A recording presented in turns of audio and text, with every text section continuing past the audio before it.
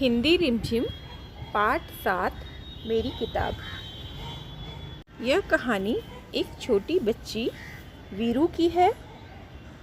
आइए इस कहानी को पढ़ते हैं और समझते हैं। माँ ने वीरू को एक संदेश देकर अपनी बहन के पास भेजा। मौसी ने प्यार से वीरू को अंदर बुलाया और बैठक में ले गई।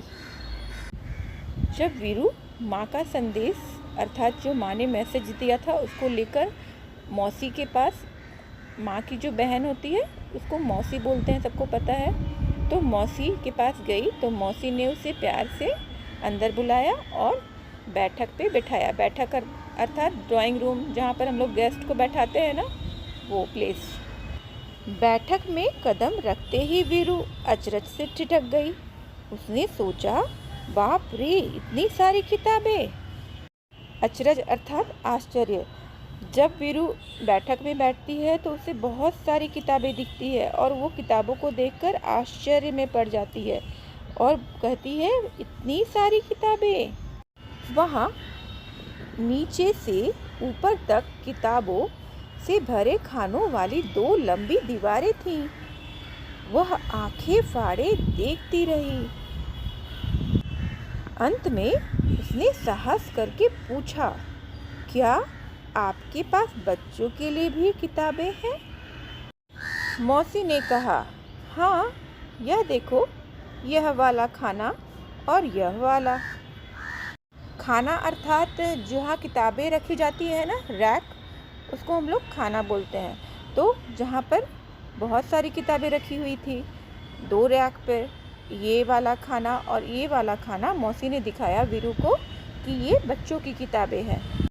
वीरू ने हैरानी से कहा, इतनी ढेर सारी किताबें?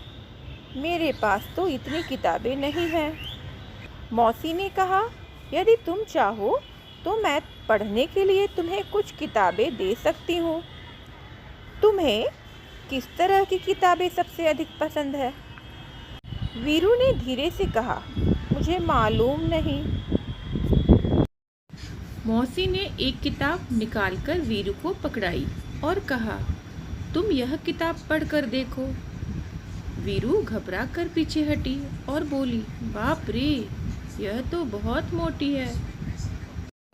मौसी ने सुझाव दिया, अच्छा, तो फिर शायद यह वाली ठीक रहेगी।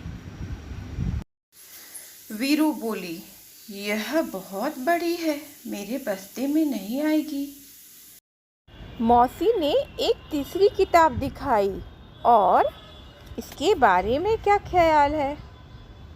वीरू ने किताब के पन्ने पलटे और यह फैसला किया, इसमें पढ़ने के लिए बहुत कम है। इतनी छोटी छोटी तस्वीरें और यह किताब बहुत पतली है। मौसी ने कहा, वीरू, मुझे तो लगता है कि मैं तुम्हारे लिए किताब नहीं चुन सकती। ऐसा करना, अगली बार तुम आओ तो अपने साथ एक फुट्टा लेती आना। फुट्टा अर्थात नापने का यंत्र। वीरू ने पूछा, फुट्टा क्यों? मौसी ने हंसकर कहा, तुम्हें जितनी मोटी किताब चाहिए तुम नाप कर ले लेना, ठीक है ना?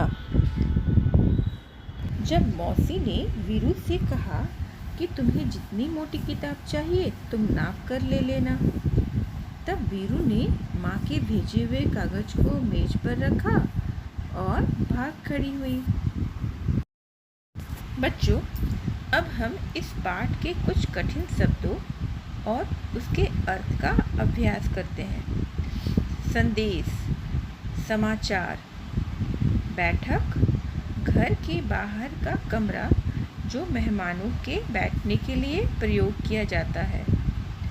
अचरज, हैरानी, ठिठक जाना, सहसा रुक जाना। आंखें फाड़ कर देखना, हैरानी के साथ देखना। फुट्टा, माप करने वाला यंत्र या पैमाना। आशा करती हूँ आपको यह कहानी पसंद आई होगी। बच्चों, इस कहानी का फिर से अभ्यास करें।